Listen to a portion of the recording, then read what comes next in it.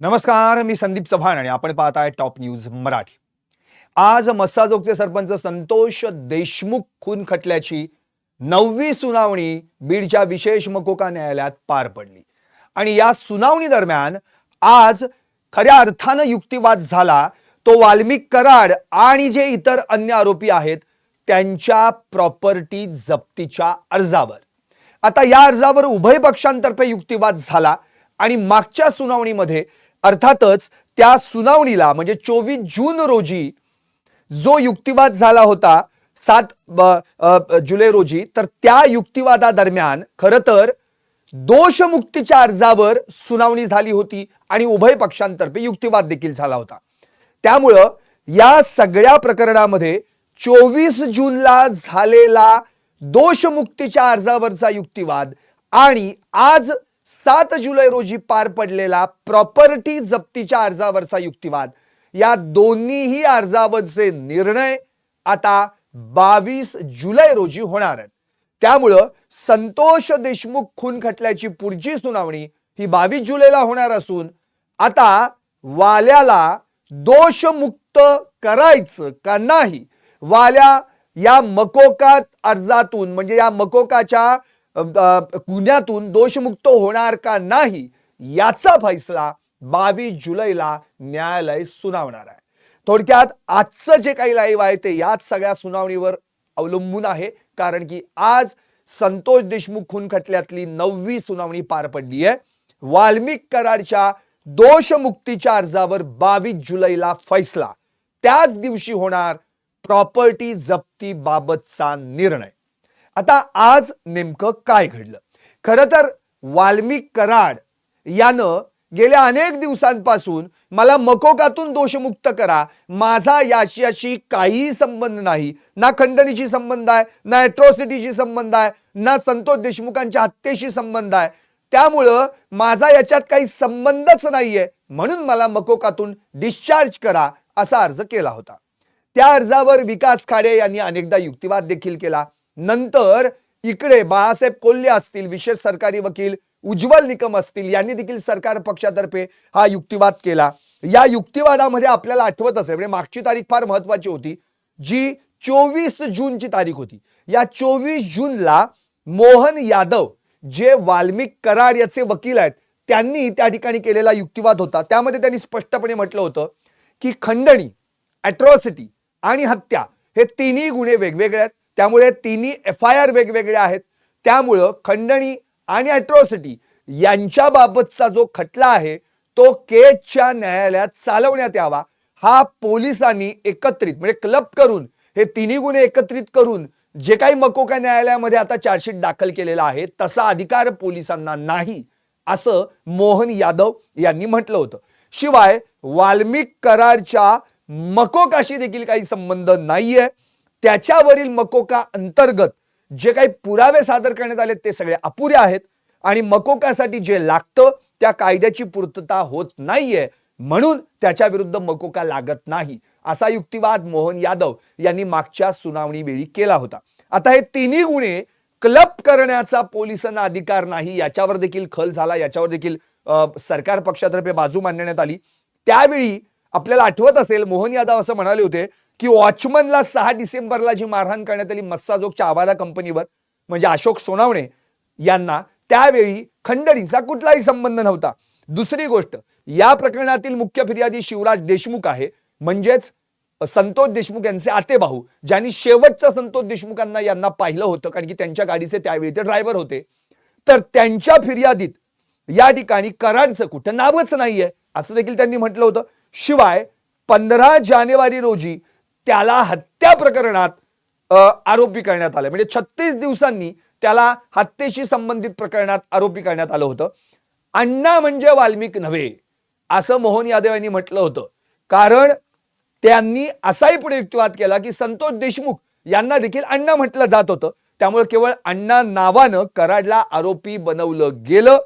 न्यायालयासमोर कराडच्या वकिलांनी म्हणजेच मोहन यादव यांनी हा युक्तिवाद केला होता आणि हे सारं CID नं सगळं जे काही मत आपलं मांडलेलं आहे ते सगळं जे आहे ते केवळ सीआयडीचं मत आहे, पोलिसांनी याच्यात तपास करायला हवा होता. आता याच दोषमुक्तीच्या अर्जावर जेव्हा सरकारी पक्षातर्फे युक्तिवाद झाला तेव्हा उज्ज्वल निकम यांनी स्पष्ट केलं होतं, अगदी 50 मिनिट त्यांनी युक्तिवाद केला होता.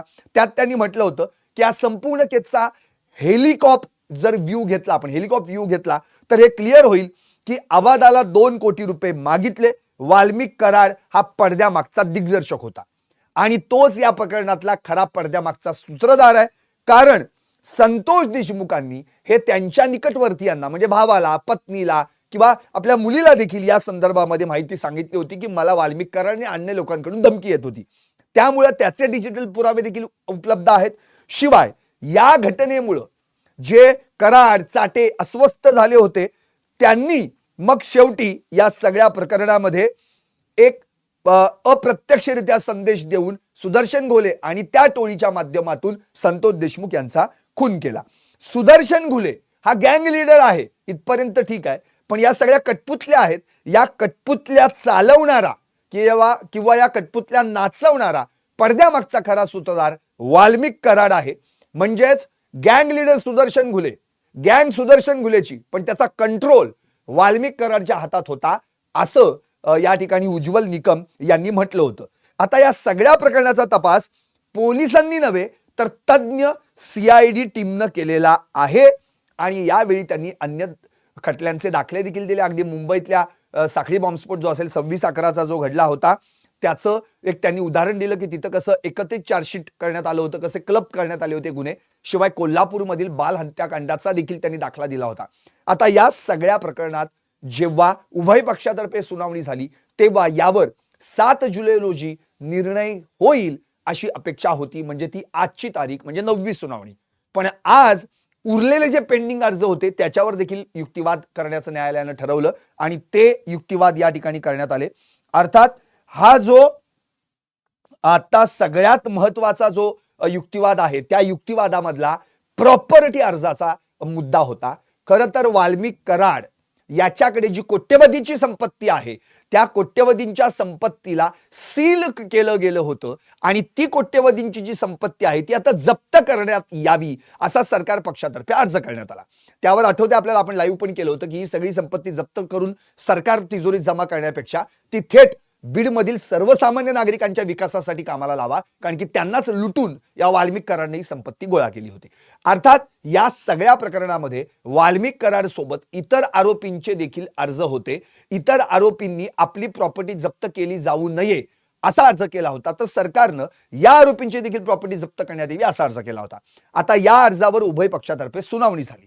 यावर स्वतः विकास खाडे जे वाल्मिक कराडचे वकील आहेत त्यांनी केलेला युक्तिवाद जो होता तो युक्तिवाद म्हणजे एकतर या संपूर्ण प्रकरणामध्ये जे काही प्रॉपर्टीचा जो काही आता भाग सुरू झालेला आहे तर या गुन्ह्याचा आणि वाल्मिक कराडच्या प्रॉपर्टीचा काहीही संबंध नाही असं विकास खाडे यांनी कोर्टासमोर सांगितलं. त्यामुळं त्यांचं बँक खातं तसंच चल अचल म्हणजे जी संपत्ती त्याला आपण स्थावर जंगम असं म्हणतो, ही संपत्ती जी आहे तिच्यावर जे सील लावण्यात आलेलं आहे ते काढण्यात यावं आणि जे सदरील बँक खातं आहे त्याचं किंवा त्याची जी सदरील प्रॉपर्टी आहे तिचा या गुन्ह्याशी संबंध नाही आणि ती कोणत्याही गुन्ह्यातून मिळवलेली नाही असं या ठिकाणी विकास खाडे यांनी मांडलं. खरं तर या सगळ्या प्रकरणामध्ये उज्ज्वल निकम यांनी जे म्हटलं होतं की ही सगळी प्रॉपर्टी जप्त होणं गरजेचं आहे त्यानुसार सरकार पक्षातर्फे अर्ज देखील करण्यात आला होता आणि हे 2 अर्ज पेंडिंग होते. एक तर प्रॉपर्टी जप्तीचा अर्ज आणि दुसरा वाल्मिक कराडला मकोकातून दोषमुक्त करण्याचा अर्ज. आपल्याला आठवत असेल मागच्या वेळी देखील विकास खाडे यांनी स्पष्ट केलं होतं की मकोकाचा आणि वाल्मिक कराडचा काही संबंध नाहीये आणि आरोप निश्चिती करण्यापूर्वी म्हणजे चार्ज फ्रेम होण्यापूर्वी पहिल्यांदा या अर्जावर युक्तिवाद व्हावा. त्यावेळी सरकारी पक्षांनी त्याला हरकत नाही असं म्हटलं आणि मग पुढच्या सुनावणीला वाल्मिक कराडच्या दोषमुक्तीच्या अर्जावर त्या ठिकाणी युक्तिवाद झाला. उभय पक्षातर्फे जो युक्तिवाद झाला त्या युक्तिवादावर आता पुढचा निर्णय म्हणजे आता कोर्टच निर्णय देणार, तो निर्णय येत्या 22 जुलैला होणार आहे. त्यामुळे आता 22 जुलैला फैसलाच होणार आहे की वाल्मिक कराड मकोकातून दोषमुक्त होणार की नाही, वाल्मिक कराडला मकोकातून वगळलं जाणार की नाही, हे सगळं 22 जुलैला कळणार आहे. आणि याच 22 जुलैला वाल्मिक कराडची आणि त्याच्या सोबतच्या अन्य साथीदारांची देखील प्रॉपर्टी जप्त केली जाणार की नाही याच्यावरचा निर्णय देखील 22 जुलैलाच होणार आहे. त्यामुळे पुढची जी तारीख आहे 22 जुलै ती अत्यंत महत्वाची आहे. म्हणजे या प्रकरणातली 10वी सुनावणी. म्हणजे 10व्या सुनावणीला हे क्लिअर होणार आहे की वाल्मिक कराड या पडद्यामागचा जो सूत्रधार आहे असं उज्ज्वल निकम यांनी म्हटलं होतं, किंवा तोच सगळ्या या कठपुतल्या नाचवत होता, चालवत होता, तोच खरा या पडद्यामागचा खरा सूत्रधार आहे, हे जे उज्ज्वल निकमांनी म्हटलेलं आहे. आणि इकडे वाल्मिक कराडच्या वकिलांनी जे म्हटलेलं आहे की वाल्मिक कराड आणि याचा या गुन्ह्याशी काही संबंध नाहीये, त्याच्यावरचा फैसला 22 जुलैला होणार आहे. त्यामुळे पुढची सुनावणीची तारीख अत्यंत महत्वाची आहे. खरं तर मागच्या सुनावणीलाच एकतर या आरोप निश्चिती म्हणजे चार्ज फ्रेम होण्याची अपेक्षित होतं, पण तसं काही घडलं नाही. आणि आता सगळ्यात महत्वाचा मुद्दा हाच आहे की या संपूर्ण प्रकरणामध्ये वाल्मिक कराड आणि त्याचा रोल उज्ज्वल निकम यांनी एस्टॅब्लिश ऑलरेडी करून दाखवलाय. तसे आमच्याकडे digital evidences, circumstantial evidences, eye witnesses आहेत आणि हे सगळं आम्ही आता तुमच्या समोर सादर केलेलं आहे. जंत्रीच मांडली होती उज्ज्वल निकम यांनी. त्यामुळे आता आरोपींवर चार्ज फ्रेम व्हायला काहीच हरकत नाही. पण त्याला हरकत घेतली वाल्मिक कराड यांच्या वकिलांनी. पहिल्यांदा वाल्मिक कराडच्या मकोकातून दोषमुक्त करण्याच्या अर्जावर सुनावणी घेतली जावी आणि मग या मुद्द्यावर निर्णय घेतला जावा. अर्थात त्यानुसार मकोकातून दोषमुक्त करण्याच्या वाल्मिक कराडच्या अर्जावर सुनावणी होऊन युक्तिवाद झाला. आज त्याच्या प्रॉपर्टी जप्तीच्या अर्जावर सुनावणी होऊन युक्तिवाद झाला. आता खरं तर 10व्या सुनावणीला म्हणजे येणाऱ्या पुढच्या सुनावणीला हा निर्णय होणार आहे की मुळात वाल्मिक कराडची संपत्ती जप्त होणार का नाही आणि वाल्मिक कराड मकोकातून दोषमुक्त होणार का नाही. त्याचे वकील म्हणतायत की जे काही बँक खातं आहे त्यात जी काही रक्कम असेल, मुवेबल जी काही प्रॉपर्टी असेल, अनमुवेबल प्रॉपर्टी असेल, ही सगळी जी आहे ती कोणत्या गुन्ह्यातून कमवलेली नाहीये आणि त्या गुन्ह्याचा आणि या प्रॉपर्टीचा काही संबंध नाहीये. आपण याच्या आधी वाल्मिक कराडची किती कोट्यवधींची प्रॉपर्टी आहे हे सगळं ऐकलेलं आहे. अख्ख्या महाराष्ट्राला माहित झालेलं आहे. इव्हन सीआयडीनं महाराष्ट्राच्या बाहेर याची आणखी काही प्रॉपर्टी आहे का हे तपासण्यासाठी देखील अर्ज केला होता, हे देखील आपल्याला माहिती आहे. त्यामुळं वाल्मिक कराड मग पुणे असेल, तिकडे बीड असेल, धाराशिव असेल, स्थावर जंगम, त्याच्या गाड्या, त्याची मालमत्ता कुणाच्या किती नावावर आहे हे सगळं काही बाहेर काढण्यात आलं होतं. आता वाल्मिक कराडचे वकील जे म्हणतायत बचाव पक्षातर्फे की वाल्मिक कराडची जी काही प्रॉपर्टी आहे त्याचा या गुन्ह्याशी काही संबंधच नाहीये, ती काय कोणत्या गुन्ह्यातून कमवलेली नाहीये. आता नेमकं कोर्ट काय म्हणणार आहे हे आपल्याला 22 जुलैला कळणार आहे. आणि आता सगळ्यात महत्वाचा मुद्दा जो वाल्मिक कराडच्या बाबतीतला तो म्हणजे काय, तर वाल्मिक कराडला सुरक्षिततेच्या कारणावरून नाशिक कारागृहात हलवण्यात येणार का नाही येणार याबाबत उज्ज्वल निकम यांना माध्यमांकडून विचारण्यात आलं. त्यावर उज्ज्वल निकम यांनी अशी प्रतिक्रिया दिली की वाल्मिक कराड कोणत्या तुरुंगात सेफ राहू शकतो हे मी सांगू शकत नाही, हे खरं तर तुरुंग प्रशासन सांगू शकतं आणि त्याला कोणत्या तुरुंगात ठेवायचा की नाही ठेवायचा हे देखील तुरुंग प्रशासन ठरवणार आहे, तो त्यांचा अधिकार आहे. त्यामुळं या प्रकरणात तरी निदान आतापर्यंत न्यायालयात वाल्मिक कराडकडून किंवा त्याच्या वकिलांकडून त्याला इतर कारागृहात हलवण्याचा कोणताही अर्ज आजपर्यंत तरी दाखल झालेला नाही आणि न्यायालयाकडून देखील तशी कोणतीही विचारणा आम्हाला करण्यात आलेली नाही. त्यामुळे तो सध्या बीड जिल्हा कारागृहातच आहे आणि त्याला बीडमध्ये ठेवायचं का नाशिकला हलवायचं याचा सर्वस्वी अधिकार हा तुरुंग प्रशासनाचा आहे. त्यामुळे याच प्रकरणामध्ये जे काही घडणार आहे ते तुरुंग प्रशासन ठरवेल, त्यात आमचा काही संबंध नाहीये. खरं तर वाल्मिक कराडला बीड जिल्हा कारागृहातून हलवण्यात यावं अशी मागणी गेली किती महिन्यांपासून चालू आहे. अगदी सुरुवातीपासून जेव्हा वाल्मिक कराडला मकोका अंतर्गत बीड जिल्हा कारागृहात रवानगी त्याची करण्यात आली तेव्हापासून खरं तर त्याला त्या ठिकाणी व्हीव्हीआयपी ट्रीटमेंट मिळतीये याचे अनेक पुरावे, दाखले, आय विटनेसेस समोर आले. शिवाय धनंजय देशमुख जे संतोष देशमुख यांचे बंधू आहेत त्यांनी देखील या संदर्भात मागणी केली की त्याला इतर कारागृहात हलवण्यात यावं. यावर जितेंद्र आव्हाड असतील किंवा अंजली दमानिया असतील, तृप्ती देसाई असतील, सामाजिक कार्यकर्ते, राजकारणी नेते सुरेश धस असतील, या सगळ्यांनी देखील आवाज उठवला होता की याला या ठिकाणी व्हीआयपी ट्रीटमेंट जेलमध्ये दिली जाते तर याला इथून हलवण्यात यावं. पण या सगळ्या दरम्यान मध्येच एक बातमी आली की त्याला त्याच्या सुरक्षिततेच्या कारणास्तव नाशिक जिल्हा हलवण्याची शक्यता आहे. पण मुळात स्वतः उज्ज्वल निकम यांनी क्लिअर केलेलं आहे की तो सध्या बीड जिल्हा कारागृहातच आहे. त्याला कुठल्या कारागृहात ठेवायचं की नाही ठेवायचं, त्याला कुठल्या कारागृहात ठेवल्यानंतर तो सुरक्षित असेल, हे प्रत्यक्ष तुरुंग प्रशासन सांगू शकेल आणि तो अधिकार त्यांचा आहे. त्यामुळे वाल्मिक कराडला आता सध्या तरी बीडच्या जिल्हा कारागृहातच ठेवण्यात आलंय हे तरी क्लिअर झालेलं आहे.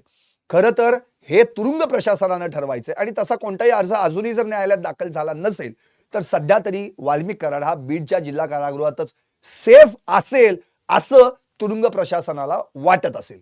खरं तर या दरम्यान आपल्याला आठवत असेल 31 मार्चला अगदी रंगपंचमीच्या दरम्यान एक त्या ठिकाणी वाद झाला होता. गित्ते गँग असेल किंवा सोनवणे गँग असेल आणि वाल्मिक कराड, सुदर्शन घुले यांच्यात मारामारी झाली, त्यांना मारलं गेलं, असं बरंच काय काय सांगण्यात आलं. त्यावर त्या तत्कालीन या संपूर्ण कारागृह जे महासंचालक होते जालिंदर सुपेकर यांनी स्पष्ट केलं होतं की तसा कोणताच प्रकार झालेला नाहीये. हा वाद जो आहे तो सोनुणे आणि काही प्रकार एक आठवले म्हणून जी काही गँग आहे त्यांच्या दरम्यान झाला होता. शेवटी त्या दोघांनाही तिथून हलवण्यात आलं वगैरे, त्या टोळींना हलवण्यात आलं. पण वाल्मिक कराड त्या ठिकाणी अजूनही त्याच्या जीविताला धोका आहे आणि त्यांनीच इतर खोट्या गुन्ह्यांमध्ये ज्यांना अडकवलंय तेच आता त्याच्या सोबत आहेत. त्यामुळे त्याला दगाफटका होऊ शकतो असा अनेकांनी या ठिकाणी मुद्दा मांडला होता. शिवाय त्याला स्पेशल ट्रीटमेंट देखील दिली जातीये, म्हणूनच त्याला बीड जिल्हा कारागृहात ठेवण्यात येते का असं देखील अनेकांनी म्हटलं होतं. पण हे नक्की आहे की या सगळ्या प्रकरणामध्ये एकूणच आतापर्यंतची जर परिस्थिती पाहिली तर वाल्या हा आता बीडच्या कारागृहातच आहे हे क्लिअर झालेलं आहे. उज्ज्वल निकमांनी क्लिअर केलंय. त्यामुळे आता खरा मुद्दा महत्वाचा म्हणजे पुढच्या 22 जुलै रोजी नेमकं काय होणार आहे, काय फैसला होणार आहे. वाल्मिक कराड मकोकातून बाहेर पडणार का, वाल्मिक कराडची प्रॉपर्टी जप्त होणार का, याचा फैसला, याचा निर्णय येत्या 22 जुलैला कळणार आहे हे नक्की. पाहत राहा टॉप न्यूज मराठी, आपला महाराष्ट्र, आपली बात.